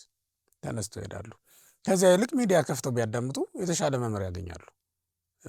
ይሄ የሆነበት ምክንያት እኛ ቤት ብዙ ጊዜ ለደሞዝ ከበቃ በኋላ አንድ ሰው ሙያውን የማሻሻል ልምድ ብዙ አይታይም። ለስልጣን ከበቃ በኋላ ደግሞ በተለይ በቃ መውረድም ስለሌለ ምንም ነገር በጣም አስቸጋሪ ነው የሚሆነው እና እንዲያው እንዲህ አይነት ነገሮች ቢታሰብባቸው መልካም ይሆናል። ለእኛም ቤተክርስቲያን አገልጋዮች መታሰብ ያለበት ትልቅ ጉዳይ ነው። ምዕመናኑ የሚያነሷቸው ጥያቄዎች መሰረታዊ የሆኑ የህይወት ጥያቄዎች ናቸው። የኢትዮጵያ ቤተክርስቲያን አሁን ስለ ወሊድ መቆጣጠሪያ፣ ስለ ጽንስ ማስወረድ ያሉትን ነገሮች በቀኖና በደንብ በሚገባ ወስና ማውጣትና ማስተካከል መልስ መስጠት ይገባል። ከማህፀን ውጭ ስለሚፈጠር ጽንስ በሳይንስ ዘዴ ስለሚመጡ የእርግዝና ዘዴዎች ስለነዚያ ሁሉ አስተምህሮዋ ላይ በደንብ አከታ እያንዳንዱ ነገር ላይ መሰጠት ያለበት ነገር መሰጠት አለበት። ያ ባለመሆኑ ምክንያት እንደውም ሊቆርቡ የመጡ ምዕመናንም ሁሉ አንዳንዱ በልማድ የሚመራ ካህንም ስላለን ቆዩ እናንተ ልጆች ናችሁ ዛሬ ጀምራችሁ ብሎ ይከለክላል። የክርስቶስን ስጋና ደም ለመቀበል እድሜ የተወሰነበትን ቦታ አሳየኝ ብለው ቢጠይቁት ግን ምንም መልስ የለውም። ይሄ ዝም ብሎ ራሱ በልማድ የወረሰውና ያየውን ነገር ነው የሚናገር። መምከር ይቻላል። ስጋውን ደሙን ለመቀበል ይሄ ያስፈልጋል፣ ይሄን አድርጋለሁ ብሎ መምከር ይቻላል። አንዳንድ ሰዎች አሉ ገና ከበር ስትገባ ትልልቅ ሆቴሎች ላይ የዚህ ምግብ ዋጋው ይሄን ያህል ነው፣ ወይም ሱቅ ላይ ስትገባ ሱፐር ማርኬት ዋጋው ይሄን ያህል ነው ትችላለህ የሚሉ አለባበስህን አይተው ማለት ነው። ልክ እንደዚያ ማለት ነው። እና አንዳንዱ ሰው ወጣትነቱን አይቶ አንተ አሁን ይህን ስጋውና ደም እንዴት ትቀበላለህ የሚያስብ ሰው ያጋጥማል። እና ክርስቶስን ምዕመናን የተረዱትን ያክል ያልተረዳ ካህን ካለ ይሄ በጣም አደጋ ነው። ምዕመናን በሚገልጹት ልክ መስበክ መግለጽ ካልቻለ ወንጌሉን ይተው። ለምን ጊዜ ያጠፋባቸዋል? ወይ እነሱ ተነስተው እንዲያስተምሩ ነው የሚሆነው፣ ወይ ደግሞ ሌላ ነገር ነው መፈጠር ያለበት ማለት ነው። ይህን ቤተክርስቲያኒቱም በስርዓት በዓላማ በመዋቅር ደረጃ ብትሰራበት በእርግጠኝነት ውጤት መምጣት የሚችልበት እድል አለው። በእርግጥ ክርስቶስ ከአዋቂዎች የተሰወረ ላላዋቂዎች የተገለጠ እውቀት ነው። ለዚህም ነው ጌታ በማቴዎስ 11:25 ላይ ከአዋቂዎች ሰውረ ለሕፃናት ይህ ምስጢር የገለጥክ ብሎ አባቱን ያመሰግነዋል። ስለዚህ ክርስቶስ ላላዋቂዎች የተገለጠ ወይም በትህትና ላሉት የተገለጠ እውቀት ነው ብለን እናምናለን። በአንድ ወቅት በአይሁድ ሸንጎ ፊት የአይሁድ ሊቃነ ካህናት የሚመሩት ሸንጎ ነው። በጣም ምሁራኑ የኦሪት ሽማግሌዎች ያሉበት ሸንጎ ነው። እዚያ ሸንጎ ላይ የሐዋርያትን ቃል ተቀብለው በሐዋርያት ቃል አምነው ከእናንተ ይልቅ እኛ እግዚአብሔርን ልንሰማ ይገባናል ብለው ከሐዋርያት ወገን የቆሙት ሎሌዎች ናቸው። ሊቃነ ካህናቱ ያላደረጉትን ሎሌዎቹ ግን በክርስቶስ አምነው ሲመጡ እናያቸዋለን። ያውም በሐዋርያት የምትደረገውን ተአምርና ከሐዋርያት አንደበት የሚወጣውን የክርስቶስን ቃል ሰምተው ነው እንደዚህ ያሉት። እና አንዳንዴ ይኸውልህ ሎሌ የተባለው ሰው ወይም ተራ የተባለው ሰው ያወቀውን ያክል ሊቀ ካህናቱ ወይም ሌዋዊው አለበለዚያም ሸንጎውን የሚመራው አካል ላያውቅ ይችላል። ይሄ በጥንትም ነበረ፣ አሁንም አለ። አሁን ላይ ምንድን ነው ማድረግ ያለብን የሚለውን ህዝቡ የሚበልጠው ምዕመን፣ ህዝቡ የሚበልጠው ሰባኪ ሊኖረን አይገባም። ቤተክርስቲያኒቱ ሊታሰብበት ይገባል። ያ ማለት በየጊዜው እውቀትን ማሻሻል። እያንዳንዱ መስሪያ ቤት አምስታዩ የእውቀት ሽግግር ያደርጋል። ስልጠና አለ። አሁን ባንክ ብትሄድ፣ ቴሌ ብትሄድ የእውቀት ሽግግር በየጊዜው ያደርጋሉ። አሁን በየአዳራሹ የምታያቸው ስብሰባዎች፣ ስልጠናዎች የእውቀት ሽግግር እንዲያደርጉ በየጊዜው አፕዴት ያደርጋሉ ሲስተማቸውን፣ ሌሎችን ነገሮች። ለምንድነው ሲስተማቸውን አፕዴት የሚያደርጉት? ሌሎች ተፎካካሪ ድርጅቶች እየመጡ ነው። የእነሱ ቴክኖሎጂ ደግሞ በጣም የሚገርም እየሆነ እየመጣ ነው፣ እየዘመነ ነው። ስለዚህ ማዘመን አለበት። ንግድ ባንክ ከሌሎች ባንኮች ጋር ለመወዳደር ማዘመን አለበት። ከስተመሮቹን የሚይዝበትን መንገድ እንደገና ማዘመን። ሆቴሎች ልክ እንደዛው። ቤተክርስቲያን ለምንድነው ይህን የማታደርገው? ለአገልጋዮቿ በየጊዜው አገልጋዮቹ ስለምንድነው በዚህ የማያምኑት? አንድ ጊዜ ብሎ አዲስ ተምሮ የመጣ አንድ ጊዜ ድጓ ተመርቆ የመጣ ሰው በየጊዜው ስልጠና ይወስድም ያለማን ነው እንዴ? ስልጠና እኮ ዲግሪ አይደለም በመሰረቱ። ያንን ያዝከውን ዲግሪ እንዴት መጠቀም እንዳለብህ ሊያሳይህ የሚችል ነገር ነው። እና አንዳንዴ እኮ እንደውም ፒኤችዲ ያላቸውን ሰዎች በቢኤ ዲግሪ ያለው ሰው ሊያሰለጥን ሁላ ይችላል። ይሄ ስልጠናውን ያዘጋጀው የተዘጋጀበትን መንገድ ወይም ያየውን የወሰደውን ስልጠና ነው ሊያቀርብልን የሚችለው። እና በዚያ መንገድ ስለሆነ ዲያቆኑ መምህራኑ ሊያሰለጥን ይችላል ስልጠና እንደመሆኑ መጠን። እና በዚያ ልክ ብናደርገው እኛ ጋር አሁን የእውቀት ሽግግር በየጊዜው ነገሮችን እንደ አዲስ ማየት የተለመደ ነገር አይደለም። ምንጣፍን እያነሳ ስታነጥፈው በየጊዜው ይናፈሳል፣ ተባዩ ይጠፋል። ባትቀይረው እንኳን እያነሳ አንጥፉ ያንኑ ራሱ ማለት ነው። እና እውቀታችንን ሌላ እንኳን ባትጨምር ያችኑ በስልጠና እየመላለስካት እየከለስካት አዲስ ትሆናለች ማለት ነው። ሪሳይክል ያደርጋል። ቢያንስ ያኛው ራሱ ይንቀሳቀሳል ማለት ነው። እንደዛ ሲሆን ምን ይሆናል? በሰውነት ይዋሃዳል። ከዛ በደንብ እየገባ አዳዲስ እይታ እየጨመርክበት ነው የምትሄደው። እና ነፋስ እየቀደም በገባ ቁጥር ውሃ ሪፍሬሽ ያደርጋል። እንደዚያ ነው አሁን ስልጠና የምንለው ነገር። ቤተክርስቲያን በመዋቅር ደረጃ አገልጋዮቿን የእውቀት ከዓለምም ራሱ የምናመጣው እውቀት እኮ መኖር አለበት። ቃል የምናመጣው እውቀት አለ መኖር አለበት። ሁልጊዜ ኤሌክትሪክ ከመብራት ኃይል እየጠየቅን ነው እንደምንኖረው። ኤሌክትሪክ ማመንጨት እንዴት እንደሚቻልም እኮ ሊያስብ ይችላል አንድ ሰው። ይሄ ማለት በህግ ላይፈቀድ ይችላል። ዞሮ ዞሮ ግን እንደው እንዲህ አይነት ራስን የመቻል ልምድ ማለት ነው የማዳበር እንዲህ አይነት ፈጠራዎችን ሁሉ የማምጣት ማለት ነው። የፈጠራ ሙያ ልምድ ነው። እኛ ቤተክርስቲያን ውስጥ ድሮ እኮ ነበረ። ላሊበላን እኮ አንድ የፈጠራ ሙያ ነው። ዲዛይኑ ከአክሱም ሐውልት ተወሰደ። የአክሱም ሐውልት ዲዛይን ነው፣ ዲዛይኑን የተሰራው ከዛ ደግሞ ላሊበላ ላይ መጣና ቤት ሆኖ ተገኘ። ተመልከት። አሁን በአባቶቻችን የተቀመሩ ቀመሮች የተሰሩ ዲዛይኖች አሉ። ለምንድነው የፈጠራ ሙያ? አሁን የመድኃኒት እንትኖች አሉ፣ ፈጠራዎች አሉ። እኛ ቤተክርስቲያን ውስጥ ጥበባቱ አሉ። እነሱን አምጥተህ ለምንድነው የፈጠራ ስራ የማትሰራው? ማታበረታታው ለምንድነው? ቤተክርስቲያን ፋብሪካ እንዲከፈት አዲሱ ትውልድ አዲስ ሀሳብ እንዲያመነጭ ለምንድነው የማታረው? ሳይንሱን የተማረ አለ፣ አንተን ጨምረውን ዘመናዊን ትምህርት የተማረ ብዙ ሰው ማግኘት ይቻላል። ብዙ አገልጋይ፣ ብዙ ካህን፣ ብዙ መርጌታ አለ። ያንን ከዘመኑም የቀሰመውን እዚህም የተማረውን አንድ ላይ አዋህዶ አዳዲስ ፈጠራዎች እንዲያመጣ ማድረግ ይቻላል ማለት ነው። ከዚህ ጋር ተያይዞ መምህር እንደውም ይሄ ክፍተት የፈጠረውም ይመስለኛልና አሁን ከቅርብ ጊዜ ወዲህ ቤተክርስቲያን ትልቁ አምልኮ ቅዳሴ ነው። አሁን በዚህ ላይ መጥቶ ራሱ ቅዳሴ ቆሞ የሚያስቀድስ ምዕመን ቁጥር ሁሉ እየቀነሰ ያለበት ሁኔታ አለ። አሁን መጨረሻ ላይ እግዚኦታ ላይ መድረስ እና ጸበል ጠጥቶ መሄድ አይነት ነገሮች እየተፈጠሩ ነው።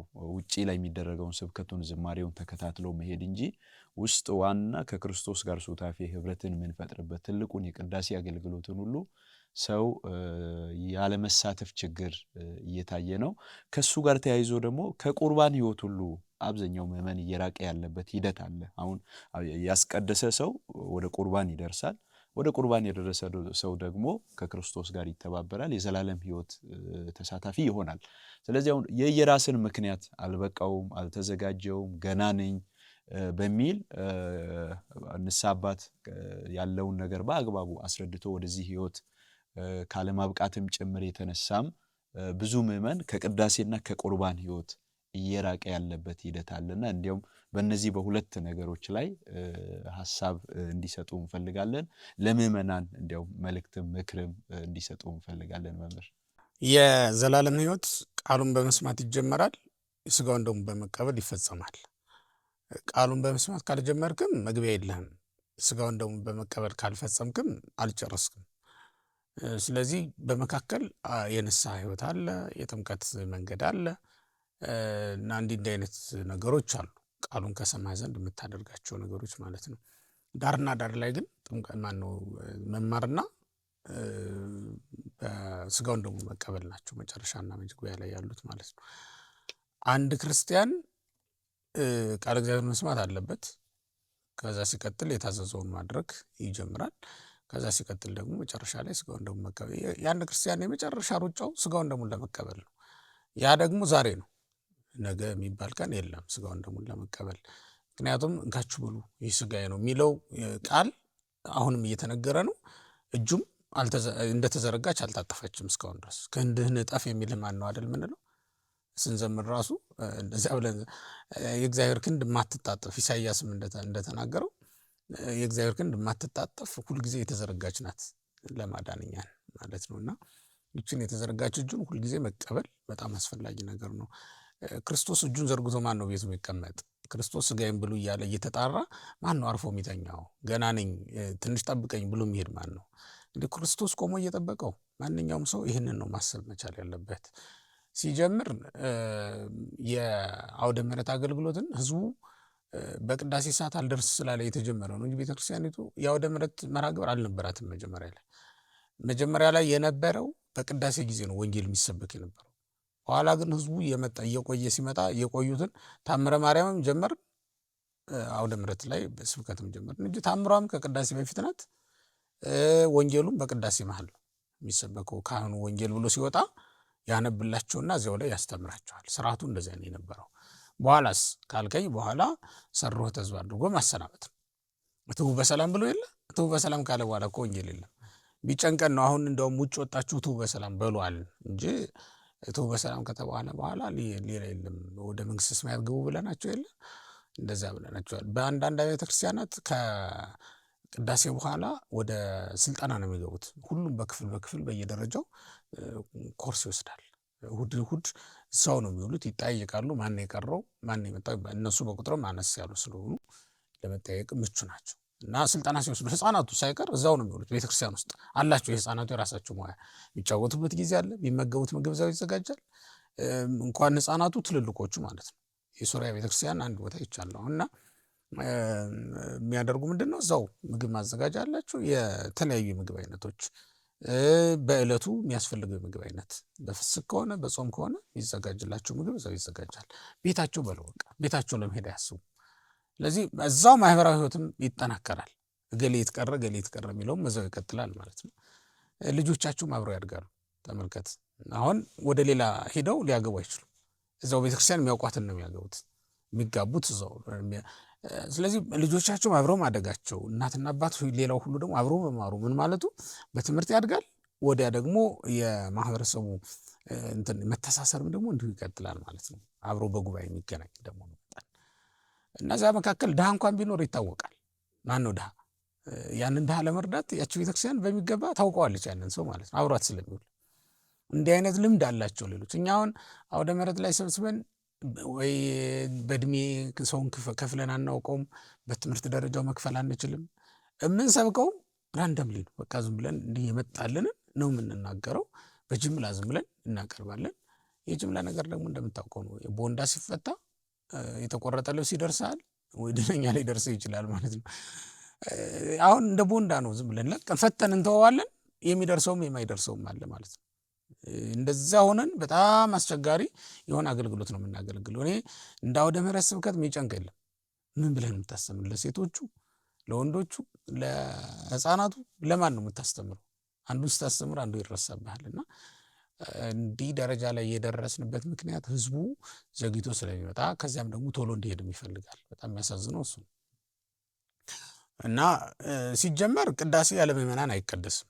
ምክንያቱም በስርዓተ ቅዳሴያችንም የተጻፈው እየወጠኑ ጸሎተ ቅዳሴ ዘእንበለ ይትጋቡ ኩሉ ህዝብ ነው። ህዝቡ ሁሉ ሳይሰበሰቡ ቅዳሴው አይጀመርም የሚል አዋጅ አለን። እና ቅዳሴው እናንተን ሳትመጡ አይጀመርም ነው አሁን ለምዕመናኑ ያለኝ መልእክት። ከዛ ቀጥሎ ካህናቱም ቢሆን እናንተን ጠብቀው እንዲያገለግሉ ታዘዋል። ያ ማለት ግን እንቅልፍን ጨርሰ እስክትመጣ ማለት አይደለም። እንደ ጎረቤቶቻችን እንቅልፏን ጨርሳ ቀሽቋ እያለች እንደምትሄደው እንደዛ ማለት አይደለም። በሌሊት መምጣት ግድ ነው። ምክንያቱም ጌታ የሚመጣው በሌሊት ነው። ሙሽራው መጣ ተብሎ እኩለ ሌሊት ላይ አዋጅ ይነገራል አይደል የሚለው።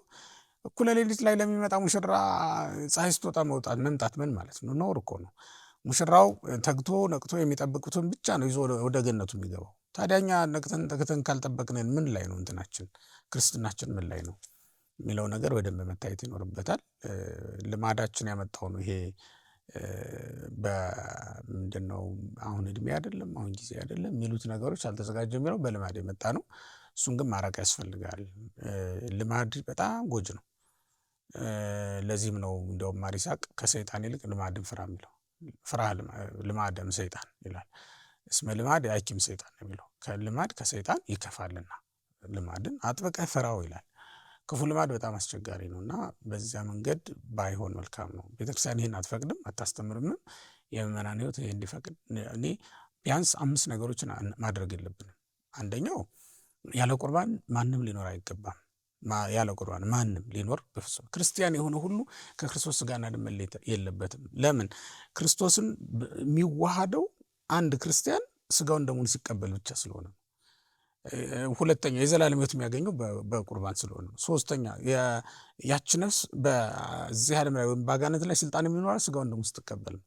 ስለዚህ በዋናነት አንዱ ምክንያት ከአምስቱ አንዱ ሊያደርግ የሚገባው ሳያደርግ እንዳይቀር ብዬ የማስበው በልማድ እየተመላለሰ ከሥጋው ከደሙ ሊርቅ በፍጹም አይገባውም አንድ ክርስቲያን። ይሄ አንዱ ነገር ነው። ሁለተኛ በልማድ ይሄ ስርዓተ ቤተክርስቲያንን ይሄ ለቄሶች ነው ይሄ ለምዕመናን ነው እያለ መከፋፈል በፍጹም የለበትም። አሁን ለምሳሌ የቄስ ጾም ይባላል። በዚያ ቀን አይጾምም፣ በዚህ ቀን ደግሞ ይጾማል። እንደዚያ የሚባል ነገር የለም። ነፍስ ላለው ሁሉ የተሰራ መሆኑን አውቆ ሊያደርግ ይገባዋል። ሶስተኛ የእኛ ቤተክርስቲያን የሆነውን ስርዓትና ትምህርት ለይቶ ማወቅ አለበት። አንድ ምዕመን ለእኛ ቤተክርስቲያን የተሰራ የእኛ ቤተክርስቲያን የሆነው ለይቶ ማወቅ አለበት። በሌሎቹና በእኛ መካከል ድንበር የለሽ ኑሮ ይኖራል። ያንንም ይዘምራል፣ ይህንንም ይዘምራል፣ የዚያንም ይሰማል፣ የዚህንም ይሰማል። ያንተ ያልሆነው ምን ብለህ ትሰማዋለህ? እና በሚገባ ያንተ የሆነው ለይተህ ማወቅ ልምድ ሊኖርህ ይገባል የሚለው በዋናነት ሊሰመርበት የሚገባው ሌላ ጉዳይ ነው። አራተኛው የኛ የሆኑ ሊቃውንትን ለይቶ መርጦ ማወቅ። ይሄ ፌስቡክ ያነገሰውንና ምን ያለውን ብቻ አይደለም፣ የቤተ ክርስቲያን የመደበቻቸውን የወከለቻቸውን የመስማት ልምድ ሊኖረን ይገባል። አባቶቻችንን ማወቅ፣ ቢያንስ በቀን አንድ ጳጳስ ማወቅ፣ አንድ ሐዋርያ ማወቅ፣ አንድ መምህር ማወቅ። ያ ምን አይነት ትምህርቶች ነው ያሉ ኢትዮጵያ ቤተክርስቲያን የምትሰጣቸው ብሎ የሐዲስ አሁን 4 ጉባኤያት ይባላል። ምን ነው 4 ጉባኤያት? ምን ያህል ጊዜ ይፈጃል? እንዴት ይሰጣል ትምህርቱ ብሎ ሰርች ማድረግ አለበት እያንዳንዱን ነገር። ይህንን ቢያውቅ መልካም ነው እያንዳንዱ ሰው ብዬ አስባለሁ። 5ኛ በክርስትና ህይወት እያንዳንዱ ነገር ፕራክቲካሊ ሊኖረው ይገባል። በቃ እውነተኛ ህይወት ማለት ነው ሊኖረው ይገባል እያንዳንዱ ክርስቲያን። ያ ማለት ምንድን ነው? ቤተክርስቲያን ሳትፈቅድለት ለምን ያገባል? እንዴ ቤተክርስቲያን ናት ልታጋባው የሚገባ። ቤተክርስቲያን ሳትፈቅድለት ለምንድን ነው የሚፋታው? በቤተክርስቲያን አግብቶ ሲፋታ ግን በሌላ። ይህ በፍጹም ሊሆን የሚገባው ነገር አይደለም። መብልን በተመለከተ፣ መጠጥን በተመለከተ፣ አለባበስን በተመለከተ አጠቃላይ ከማህበረሰቡ ጋር እንዴት መኖር እንዳለብን ቤተክርስቲያን ሰርታ ጨርሰዋለች።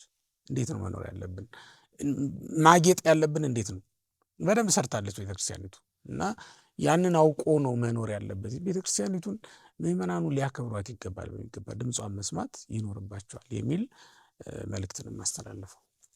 በመጨረሻ መምህር እንዲያውም በቤታችንን በዓል እዚህ ደስ በሚል ሁኔታ አክብረናል። ስለ ክብረ ድንግል በአውደ ምሕረትም ሰፊ ትምህርት ለየት ባለ እይታ ሲሰጥ ቆይቷል። በዚህ ጉዳይ እኛም አገልጋዮችም ምዕመናንም እጅግ ደስተኞች ነን። እንዲያውም መጨረሻ ላይ ስለ እመቤታችን ጠቅልል ያለ እንዲያውም መልእክት ቢያስተላልፉ እንላለን። እግዚአብሔር ይስጠልን። በተለያየ ምክንያት በተለያየ መንገድ ክብረ ድንግል ማርያም ይነገራል፣ ይገለጣል። እመቤታችን ቅድስት ድንግል ማርያም ለልጇ ስም አወጣች፣ በልጇ ስምም የምትጠራ ናት። እመቤታችን ቅድስት ድንግል ማርያም የዓለሙን መድኃኒት ይዛ የተገኘች በመሆኗ ምክንያት እመቤታችን ቅድስት ድንግል ማርያም መጾረ ወልድ ብለን እንጠራታለን። ተሸክመው ይዘው ያገኘናት እሷ በመሆኗ ምክንያት ማለት ነው። እና የህይወት ምንጭ ብለን ነው የምንጠራት። ህይወት ክርስቶስ ነው፣ ምንጩ ደግሞ እሷ ናት ማለት ነው። ስለዚህ በቤተ ክርስቲያናችን አስተምሮ መሰረት 3 ነገሮች ዋና ነገሮች ናቸው። አንደኛው ልዩ ሴት ወይም ደግሞ ልዩ ፍጥረት አድርገን ማየት። ይሄ የተለመደ ነገር ነው። ልዩ ሴት ናት፣ ልዩ ፍጥረትም ናት። ልዩ ሴት የምንላት ያለ ወንድ የጸነሰች ያለ ወንድ የወለደች በመሆኗ ምክንያት እናትም ናት፣ ድንግልም ናት። እንዲህ አይነት ሴት አትገኝምና ልዩ ሴት ብለን እንጠራታለን። ልዩ ፍጥረትም ናት እመቤታችን ቅድስት ድንግል ማርያም። እንደዚያ ደግሞ የምንላት ፈጣሪዋን የወለደች ሌላ ሴት ስለማትገኝ ማለት ነው። የፈጣሪ እናት ናት፣ ግን ደግሞ ፈጣሪ እንዲያውም ለዚህ ነው ቅዱስ ኤፍሬም ምን ይላል?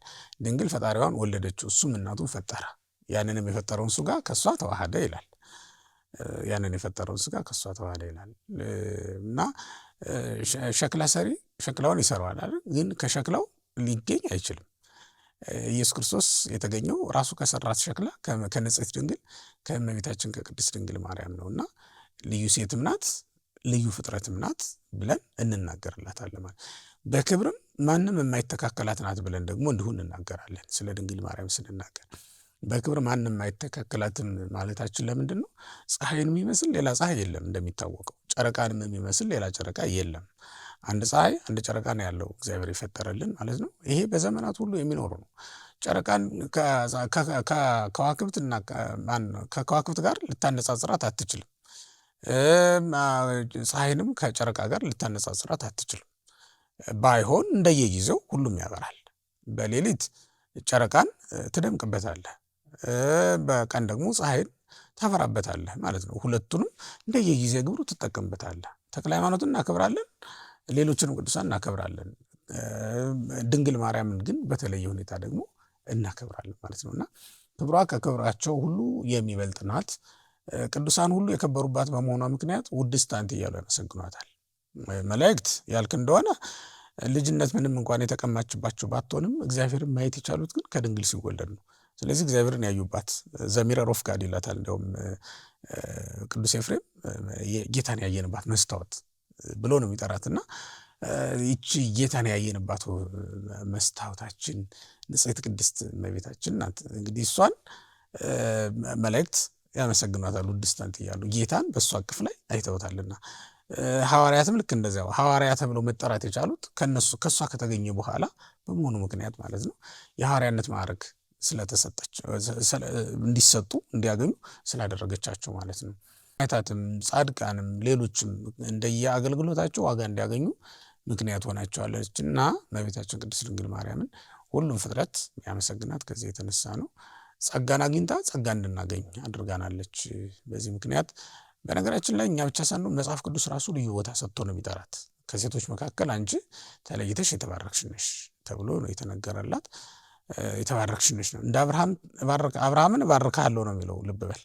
እመቤታችን ግን የተባረክሽ ነሽ ብሎ ነው የጠራት ያመሰገናት ማለት ነው። እና የመባረክ ተስፋ ሳይሆን የተሰጣት የተባረከች እንደሆነች ነው የተነገረላት ማለት ነው።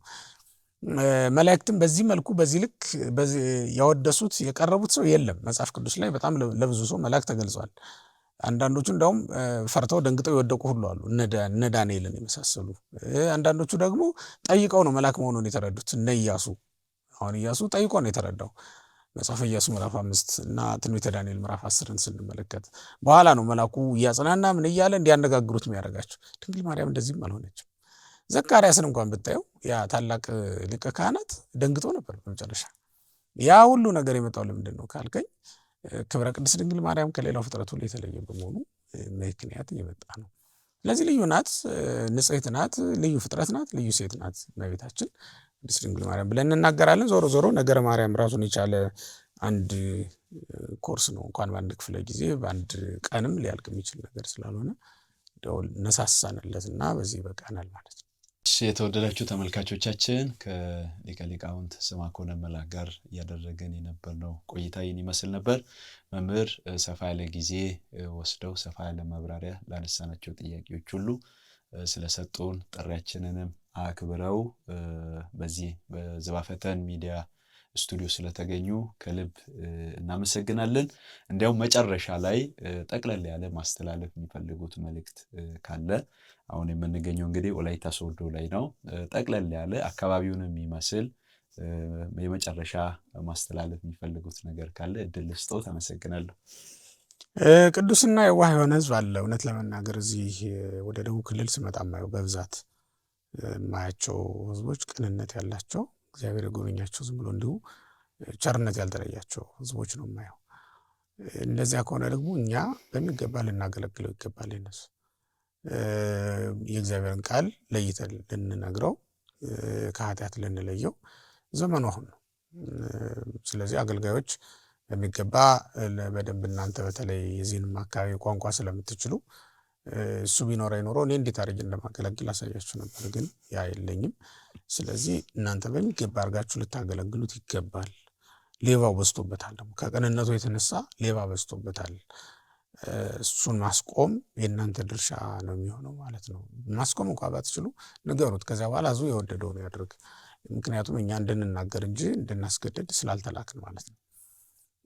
ንሜህር ወይ ነዘብጥ አይደለም የሚለው ቅዱስ ጳውሎስ፣ እንናገራለን እንጂ አናስገድድም ብሎ ነው የተናገረውና እውነተኛውን ወንጌል ግን ሳያውቅ እንዳይሞት ለዚህ ህዝብ መሯሯጥ ያስፈልጋል።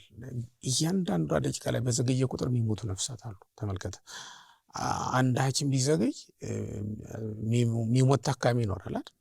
ከዚያ በላይ አንድ መምህር በዘገየ ቁጥር የሚሞቱ ሰዎች አሉ። እና እኛ ፌስቡክ ላይ ከዘገየን፣ እኛ ሚዲያ ላይ ከዘገየን፣ እኛ እርስ በርስ በመነታረክ ከዘገየን ምን ያህል ሰው እንደምንጎዳ ማሰብ አለብን። አገልጋዮች በዚህ ልክ ተባብረን መነሳት ይኖርብናል። ይሄ ሚዲያም የተቋቋመው ለእንደዚህ አይነት አገልግሎት ነው። እንግዲህ ባልደረስንበት ፈጥኖ ለማዳረስ እንዲረዳ ተብሎ የተዘጋጀ ነው ማለት ነው። ያንን አድርገን ለህዝቡ የሚገባውን ሊያገኝ የሚገባውን ጸጋ ሊያገኝ የሚገባውን በረከት እንዲያገኝ መርዳት ይኖርብናል ማለት ነው የምፈልገው። እኛ ከበረታን እግዚአብሔር አብሮን ይሰራል በእርግጠኝነት። ግን እኛ ፍቅርም ስለሌለን ብርታትም ስለሌለን እግዚአብሔር መንፈሱን አላሳድር ብሎ ካልሆነ በስተቀር በእኛ የሚድኑት በጣም ብዙ ይሆናሉ ማለት ነው። የአንድ ሐዋርያነቱን ማዕረግ እስከተቀበለ ድረስ የአንድ ካህን ስኬቱ የሚድኑ ነፍሳትን መብዛት ነው። እንጂ የአንድ ካህን 80 የንስሐ ልጅ ነበረው 800 የንስሐ ልጅ ነበረው መባል አይደለም ስኬቱ። ያዳናቸው፣ ለስጋው ለደሙ ያበቃቸው፣ ለንስሐ ያበቃቸው፣ ከነጣቂ ተኩላ የጠበቃቸው ነፍሳት መብዛታቸው ነው። እያንዳንዷን በጎቻችንን በየቀኑ ተቆጣጥረን ማስገባት አለብን። ያ ማለት ስጋውን ደሙን ይቀበላሉ፣ ይመጣሉ። አንድ ቤት ውስጥ 5 ልጆች ሊኖሩ ይችላሉ። 5ቱ ሁሉ ስጋውን ደሙን መቀበላቸውን አንድ ካህን ማረጋገጥ አለበት። አለበለዚያ ከበጎቹ ከመንጋዎቹ አንዷ የለመለመ መስክ የጠራ ውሃ ላይ አልደረሰችም ማለት ነው። ይሄ ጉድለት ነው፣ ክስረትም ነው እና በዚህ ልክ ማገልገል ይኖርብናል ለማለት ነው። እንግዲህ እግዚአብሔር ኃይሉን ብርታቱን ሰጥቶ የወንጌሉን ቃል በሕዝቡ ልብም አስርጾልን በወንጌል አምነው ስጋውን ደሙን ተቀብለው ለዘላለም ሕይወት የሚበቁት እንዲያበዛልን እየተመኘሁ በዚህ ልጨርስ። የእናንተንም አገልግሎት አይቻለሁ። ያንተን የአባ ወልደ አማኑኤልን የብፁዕነታቸውንም የሌሎችን አገልጋዮች እዚህ ቤተክርስቲያን ሁሉም በፍቅር ነው የሚያገለግለው። እኔ ባየሁት ልክ ነው የምመሰክረውና አሁንም በዛው ልክ ቀጥሎ ተከባብሮ ተፋቅሮ መንግስተ ሰማያት የሚገቡትን ማብዛት የኛ ድርሻ። እቺ ቤተክርስቲያን ሌላ ዓላማ የላትም። ሰውን ወደ እግዚአብሔር መንግስት ማግባት ብቻ ነው ዓላማዋ፣ ሌላ ምንም ነገር የላትም። ስለዚህ የእግዚአብሔር መንግስትን ሊያወርሰን የሚችል ስራ ላይ ብቻ ትኩረት አድርገን መስራት እንዲኖርብን እያሳሰብኩ ልጨርስ። እግዚአብሔር ይስጥልኝ። እጅግ እናመሰግናለን። ቃልዮት ያሰማልን መምህር፣ ረዥም ዕድሜ ከጤና ጋር መድኃኔዓለም ይስጦት። እንግዲህ ሊቀ ሊቃውንት መምህር ስምዐኮነ መላክ የአራቱ ጉባኤያት መምህር ናቸው። በመላው ዓለም ዞሮ ቅድስት ቤተክርስቲያንን የሚያገለግሉ በአገልግሎታቸውም ደግሞ በአብያተ ክርስቲያናት ሁሉ የተወደዱ ታላቅ መምህር ናቸው። የእኛን ግብዣ ሳይንቁ ተቀብለው እስከዚህ መጥተው ይህን ሁሉ ሰፊ ቀን እዚህ ከኛ ጋር ስለቆዩ እጅግ በጣም ደስተኞች ነን። የጉባኤ ቤቱ የመምህራኑ እርስዎ የመጡበት አካባቢ ደግሞ ትላልቅ ገዳማት አድባራት አሉ። የእነዚያን ሁሉ በረከት ይዞ ነው የመጡት። እውነት ከአባ ጋር በዚያ ልክ ነው ሳወራም የነበርኩት እና የእነዚያ የመምህራኑ የጉባኤ ቤቱ የገዳማቱ የአድባራቱ በረከት ሁሉ በእኛ ላይ ይደርብን። እግዚአብሔር ይስጥልን። የተወደዳችሁ ተመልካቾቻችን መርሐ ግብራችንን በዚሁ ፈጽመናል።